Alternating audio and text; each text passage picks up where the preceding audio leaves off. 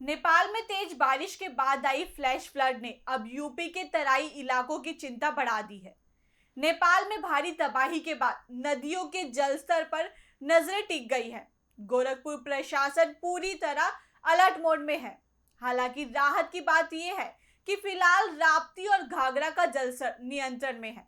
प्रशासन ने राहत बचाव टीमें तैयार कर दी है और गांव-गांव निगरानी बढ़ा दी गई है।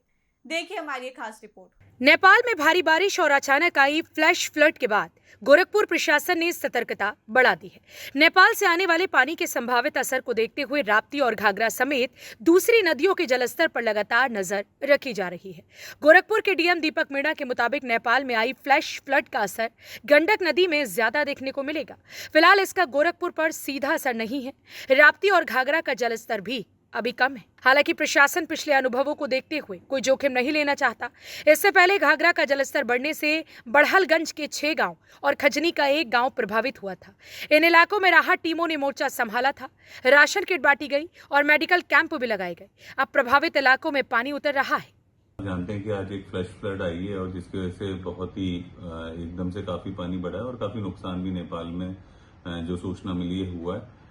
बट जो ये है कि गंडक नदी में इसका असर ज्यादा देखने को मिलेगा, जिससे हमारा गोरखपुर जनपद अफेक्ट नहीं होता।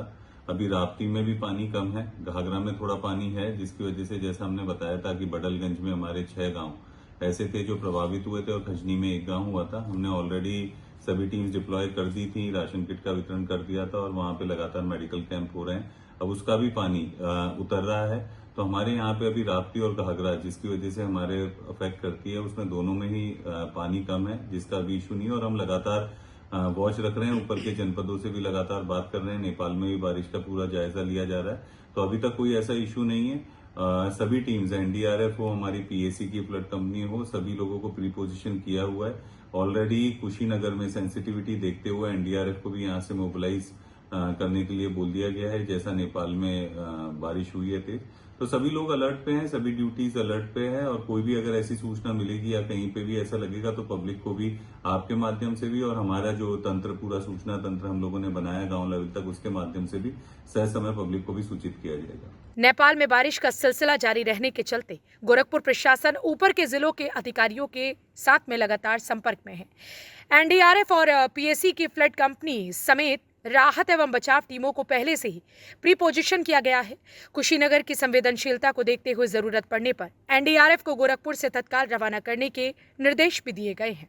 प्रशासन ने गांव स्तर तक सूचना तंत्र भी तैयार किया है ताकि हालात बिगड़ने पर लोगों तक समय रहते अलर्ट पहुंचाया जा सके। यानी फिलहाल गोरखपुर में बाढ़ का खतरा नहीं है, लेकिन नेपाल और ऊपरी इलाकों में बारिश को देखते हुए प्रशासन पूरी तरह से सतर्क है। नेपाल में कुछ भारतीय नागरिकों के लापता होने की खबरों पर डीएम ने कहा कि गोरखपुर से जुड़े किसी व्यक्ति की फिलहाल आधिकारिक जानकारी सामने नहीं आई। किसी परिवार से सूचना मिलने पर प्रशासन संबंधित अधिकारियों से संपर्क कर मदद और रेस्क्यू की कार्यवाही करेगा। नेपाल के काठमांडू के उत्तर दिशा में हुआ है और ये सुबह 9 बजे हुआ है। उसके बाद ये जो तिब्बत और नेपाल के रसुआ जिले को लगते हुए जो भोटेकुश नदी आती है, उसमें ये जो ग्लेशियर पिघला है, पिघलने की वजह से वो पूरा उसमें तबाही लेके चला और रसुआ के लगभग सैकड़ों गांव उसमें बह गए। वहाँ के जो जिलाधिकारी नरेश परियार वो भी तत्परता से लगे हुए हैं। नेपाल की सीमा फौजी जो है आर्म्स फौज वो भी लगे हुए हैं।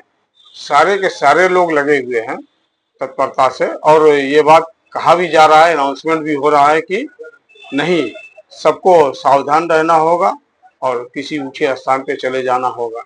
इसमें हमारे भारत के पर्यटक भी गए हुए हैं, जो अभी सावन का महीना चल रहा है, तो पर्यटक गए हैं। लेकिन ये कहा जा सकता है कि वो काठमांडू जो गए हैं वो तो सेफ हैं, लेकिन अगर उस उत्तर दिशा में गए होंगे तो दिक्कत आएगी। नेपाल में आई फ्लैश फ्लड के बाद गोरखपुर में खतरे को देखते हुए प्रशासन पूरी तरह तैयार है।